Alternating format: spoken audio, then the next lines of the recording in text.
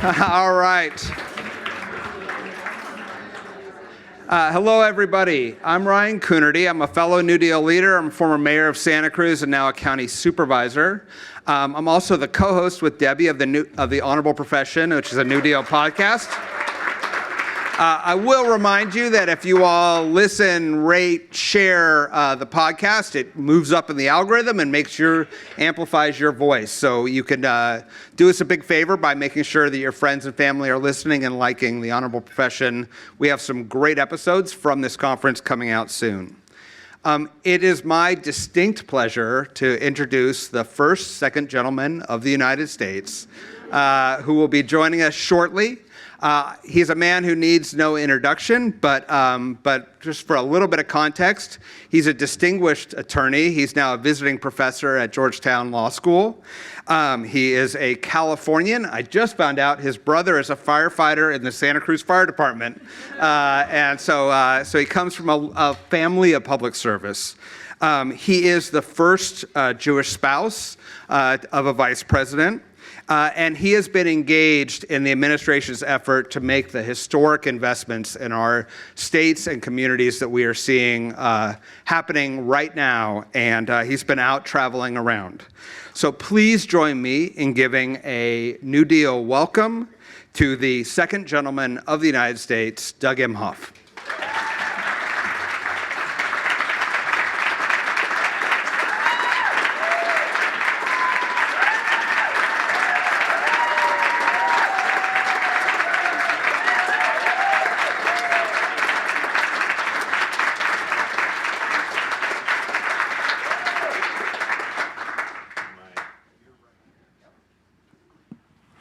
Can I come back in again? And that was pretty awesome. Way to start the day. I told him, based on this administration's record of investing in us, he had a very friendly crowd out here today. I want to start by noting that it's been 2 years since you and the vice president joined this administration and made a really historic change in who represents us in a wonderful, wonderful way. The first question that has come up from everybody I asked who said that I was going to do this interview was, does it make watching VEEP more or less fun after 2 years? So VEEP met VEEP last night at the state dinner. So that was one of those surreal moments when I thought it couldn't get any better when Kamala met Maya Rudolph. It was like, there's two Kamalas here. And so at the state dinner, there's Julia Louis-Dreyfus walking in, and there was this moment of like bonding between the two of them. But she asked the same question, and it was kind of like, it gets hard to watch because, you watch it and then you get into it, and it's like, wait, is this real? Is this not real? So I'd say, we're living it, so we don't need to watch it. Maybe there'll be a spin-off series. At the but I told her last night, I'm the way less rotten version of your husband on the show. And she really loved that. This administration has made these amazing investments through the Inflation Reduction Act and all these other acts. And you've been out traveling the country. What are you seeing in terms of federal and state and local partnerships that you think these folks would benefit from that they could maybe emulate in their communities? Well, thanks for that. So hello, everyone. Formally, it's great to be here. And thank you for coming to D.C. It's one of the best parts about being Second Gentleman is I get to really travel. And I get to travel to communities large and small. And you really see the impact of especially the American Rescue Plan at the beginning, where we didn't realize how great it was and how life-changing it was and how transformative it was and how it saved our country, basically, and it saved a lot of your municipalities, basically. So I would be on the road, and a lot of what I did the first year was COVID. So the dollars from the American Rescue Plan saved lives. They save lives. They also save the health of your workers in your municipalities. It gave you more money to, keep the lights on in some instances, but to provide the safety equipment, provide the vaccinations, provide food for those who needed it. So what did I see that first year?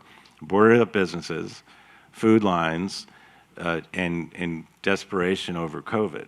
And so within months, we attacked all those and got ahead of it. And a lot of that was thanks to you all implementing what must have been just such a crisis in each of your communities, not knowing, like, how are we going to just collect the garbage? How are we going to pay, like, my brother, firefighter in Santa Cruz, where he would say, this really is terrible. I am working harder for less money, and we don't know what's going to happen because of the lack of revenue, and it's more dangerous because of COVID. And after several months of Biden-Harris, he just said, hey, thanks, bro. It's so much better because of what you're doing.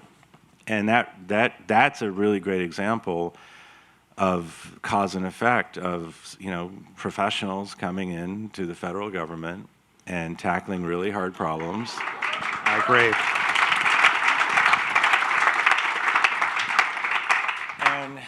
I guess, and not taking enough credit for it, because I think you were all, when I would visit communities and the mayor, city manager, whoever would say, you don't even understand what you're doing here, and sometimes in tears, thanking me to bring back to the administration what this did for their community. And so that has really been the biggest takeaway coming back. And now you're starting to see the infrastructure dollars, hopefully in your communities. You're going to start to see the Inflation Reduction Act dollars in the communities and all these other things, CHIP Act, all the stuff that's driving money into your communities, that's going to help your communities, but help our country, help our world.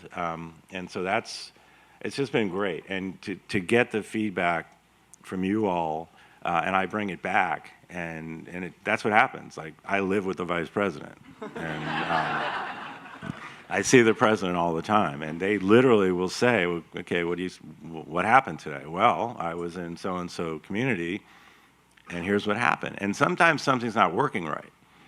And, you learn on the COVID vaccinations. Well, not every community has 9 CVSs. They might just have a local pharmacy. Okay, great. Let's make sure that those local pharmacies are getting the vaccination. So these kinds of things that you may not see from 3,000 miles away, but you know what's going on. When we travel, myself, the First Lady, the cabinet members, we take it back and we try to make it better. That's a great follow-up. Let me just say, not only professionals, but people who are committed to public service. I worked with the vice president when she was, knew her when she was district attorney, and then as an attorney general, and she always showed up to the community first thinking about how it could impact and make a positive impact on communities. We're now headed towards an era of divided government. And so how do you think the administration is going to be interacting with states and localities when it may not be as predictable, the federal government may not be as predictable in terms of its investments? So first of all, the president has said he wants to work with the House. So we'll start with that. We're going to start from a position of let's do this together. And I think if the midterms taught us anything, is that the American people, your constituents, demand this. They want government that works. They want systems that work. This is not a game.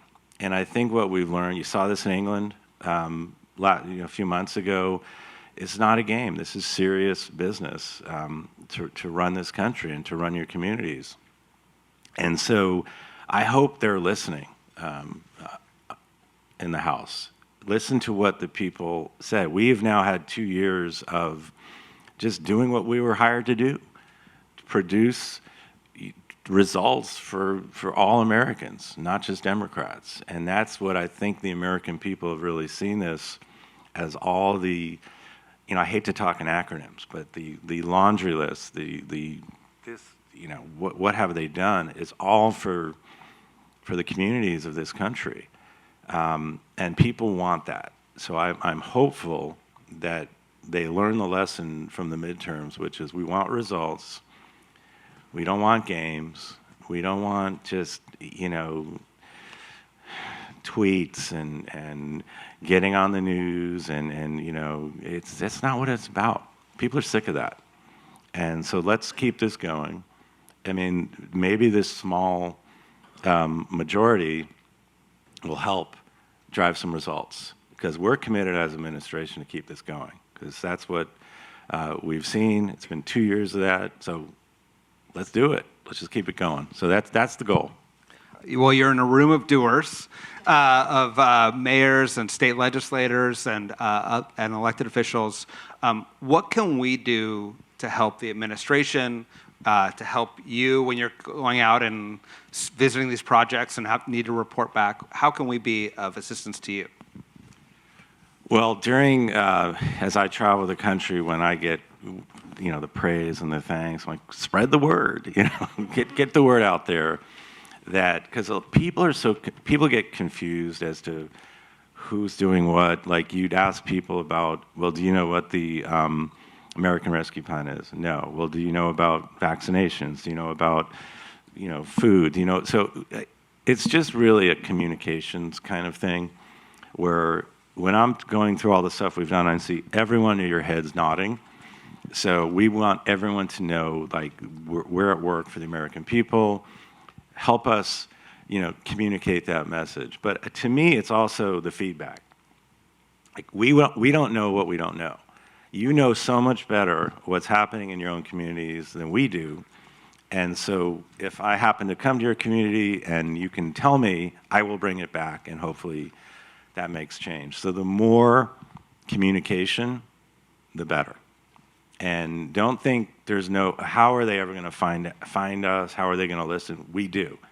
As you said, it's serious. I say it's serious people doing the serious business of government. So we want to know. So more communication, and there will be responsiveness. That's good advice, and honest communication, right? When things are a challenge, we need to raise those and highlight those. We don't know what we don't know. Yeah. You know better. Can I ask you a difficult subject, which is we are seeing a historic increase in anti-Semitism with some very high-profile things happening in the last 24 hours. You're playing a historic role as the first Jewish second gentleman of a second gentleman. Yeah, first second gentleman. Let's start there. Yeah, exactly. We've never had a woman vice president until now, so, Yeah. right? That's pretty cool.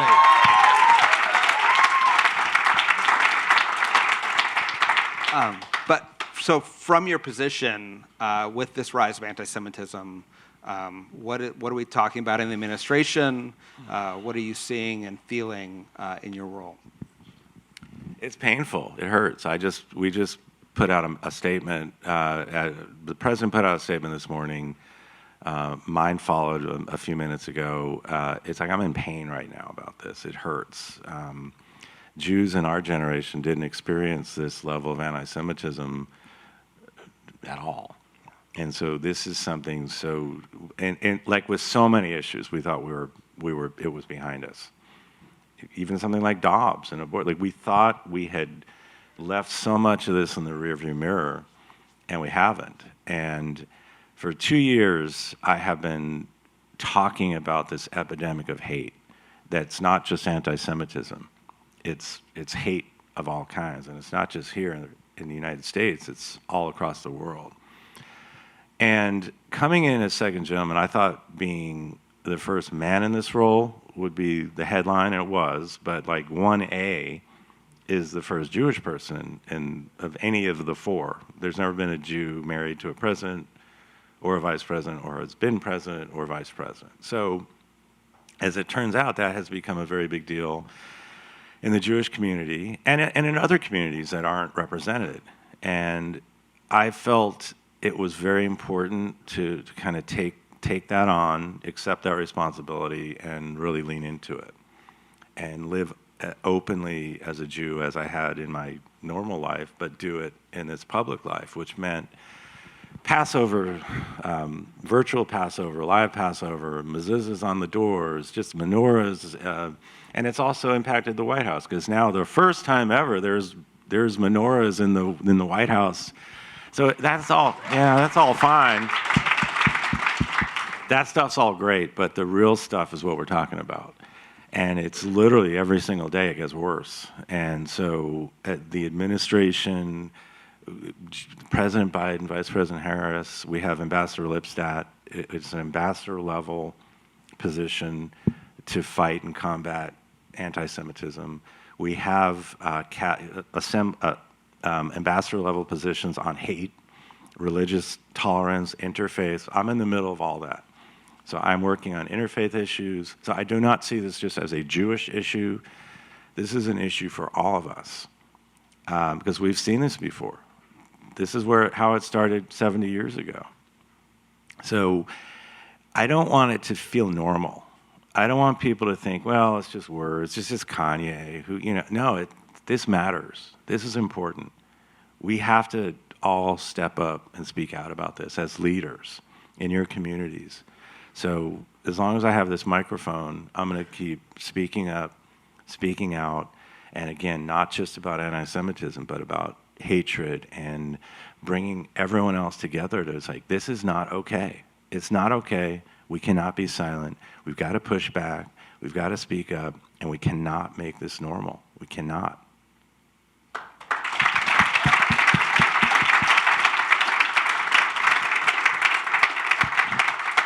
Thank you. I got to say, I'm Jewish, despite my good Irish name, and it means a lot to have you in this position and to be visible and speaking up because it is a scary time and people I know are terrified, and it's a big deal. When you're confronting all these issues that you probably knew you were going to confront and then a bunch that you didn't know you were going to confront, did Dr. Jill Biden give you any advice, and what was it, and how have you implemented that? Yeah, well, she's the best, number one. And she's traveled as much or more than anyone in this administration. She's tireless in her advocacy for veterans, for teachers, community college, cancer survivors. She's amazing. And I've just learned so much from her by watching. And she's not the kind of person, if I ask her for advice on, okay, how do I become second gentleman? What do I do? Which I did ask her. And she's like, come on. You just got to be yourself, be authentic. You'll figure it out. And if anything I told you, you wouldn't believe anyway, because it's not it's so surreal, you're not going to even believe me. But she also said, but look, let's be honest. She's the first woman in this role. You're the first man in this role. We've just been through 4 years of what. The world has really changed, and it's going to be different for all of us. And so you just got to buckle in but be yourself, be your true authentic self, and that'll carry you through. And that has really been my kind of guidepost for this. So the best praise I get from people who've known me or my kids, it's like, wow, you're still the same. And I said, yeah, that's the point. But she's just been so great. And just to see her like last night, just with Mrs. Macron, just looking amazing. And it's just, we've been through so much together from 2.5 years ago to now. And just to be able to share those moments is really special, because it took a lot to get here, and the circumstances in which we took office were brutal. Think about, 1/6 happened 2 weeks before the inauguration, and we got up on that stage with our families and our children, our grandchildren. We didn't know what was going to happen, but we made a decision as families that this was too important for our country and for our world. They needed to see us up there. And to go from that to this beautiful celebration last night, it's just great. She's the best.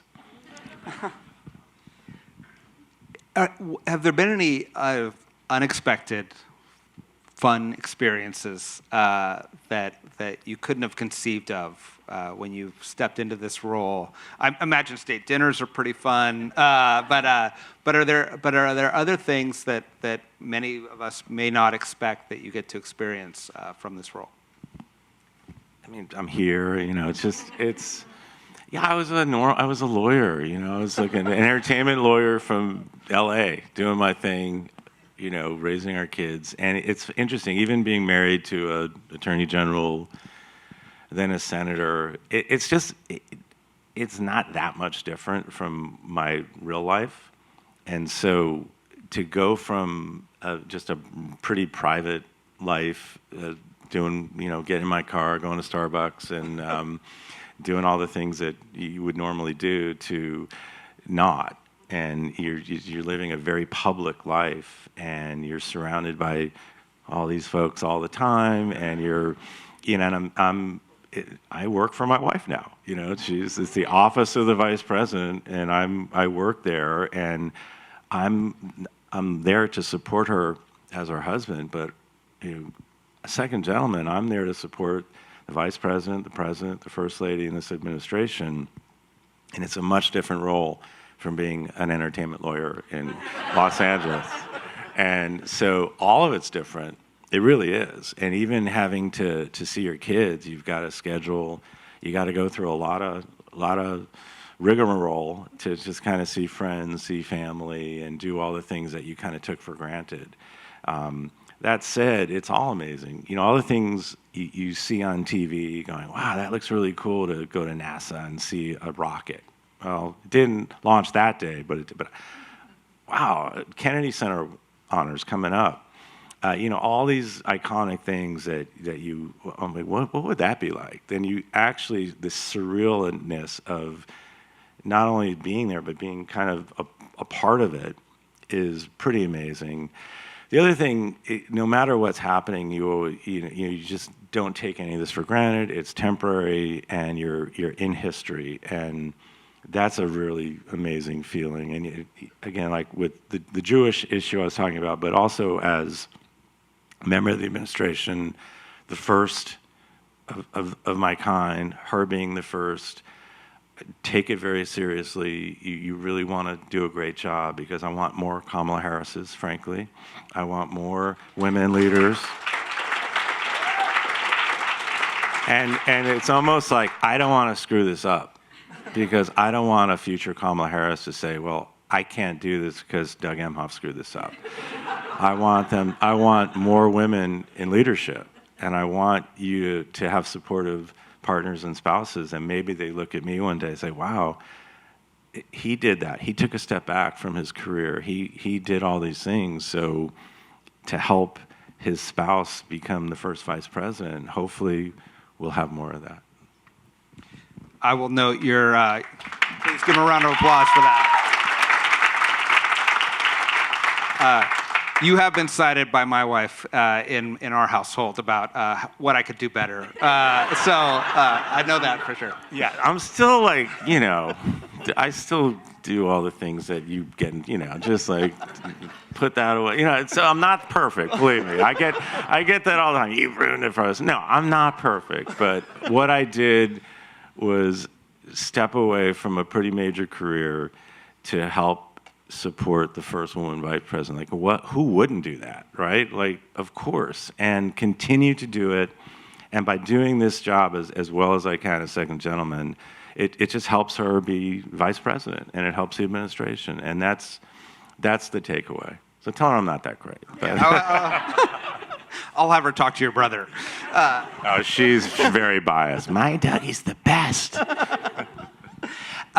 So I just want to take a moment, because you do go back to the administration, as you said.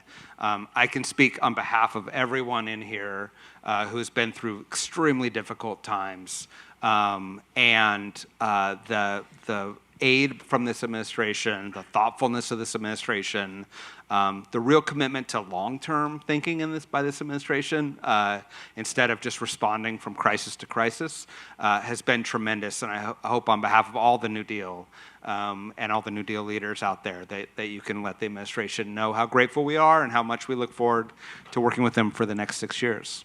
Well, that's an easy one. I thought it was going to be no, of course, and absolutely, and the New Deal is great. I mean, it's so great to see a bunch of leaders together, and we've missed this networking, the ability to be together these last 2 years, and honestly, because of the American Rescue Plan and all the work we've done on vaccines and COVID and fighting misinformation and disinformation, and just out and out, just malicious behavior on COVID. It's really horrible. We're here, and take advantage of that. So whenever I talk to, I do a lot of work now at Georgetown Law School, and I speak to the students, and how did you get to where you were as a lawyer? I said, well, I did a lot of this. I did a lot of networking. I built relationships through business and law, and the fact that you're all here building these relationships, being a part of New Deal, sharing information, being here in DC, it's huge. It's huge for your communities, but it's huge for us here in the administration. So it's a two-way street. I will definitely take that back gladly, but I want you to know on behalf of the administration how important it is what you do and what New Deal does, bringing you all together. So thank you, and thank you. I hope everyone will join me in thanking the first Second Gentleman of the United States, Doug Emhoff.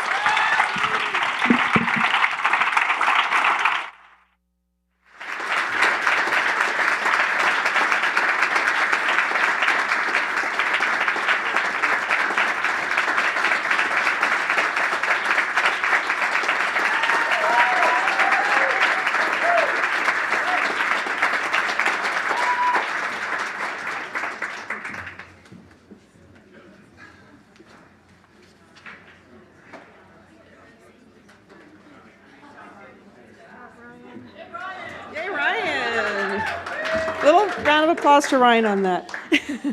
That was amazing. Thank you again, Second Gentleman. Thank you for everybody. I just kind of want to reflect as we do what is my least favorite part of the conference, which is to say, not goodbye, but till next time, right? I get weepy every time. But I'm going to reflect on the fact that we kind of opened up this conference with Secretary Pete. We ended this conference with that amazing conversation with the Second Gentleman, and that's a testament to you. I mean, people wanted to come talk to you, the state and local leaders, because of the work that you're doing, and we're just happy to play a part to bring you together, to share those best practices, to have this community to support you in everything you're doing. So thank you. I do want to take a second just to also thank our team. I did that at the reception, but yeah, I'm going to name them. Everybody, Casey, Ben, Stevan, Jonathan, Rachel, Ryan, Ian, Zach, Zara. I'm going to make sure I don't miss any. Andrea, Mariam, Scott, and Shay. I think I got everybody. But they are the best, and I'm so grateful to them for pulling these things off with, as we do. So as we leave today, I wanted to do a couple things. One is I wanted to just tell you my takeaway from all of this, which was, basically what we just heard. This is a moment in time. We know the midterms happened. They were better than we expected. We have not a mandate, but a moment. And all the conversations we've had about saving democracy, about investing in our communities and the work that you're doing on the front lines gives us, I think, a real charge coming out of here. And New Deal remains committed to helping you do all of that. I have 2 questions for you, and I have 3 homework assignments. The first question, the first question is, how many of you wrote down an idea that you're going to take home to your community to implement from here? Excellent. Excellent.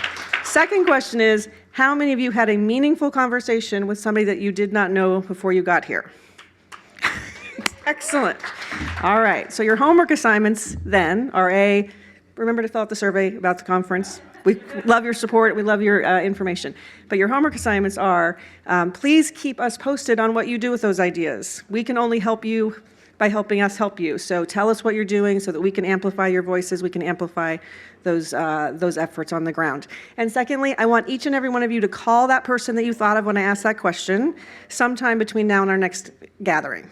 Let's keep these conversations going. Let's keep this community going.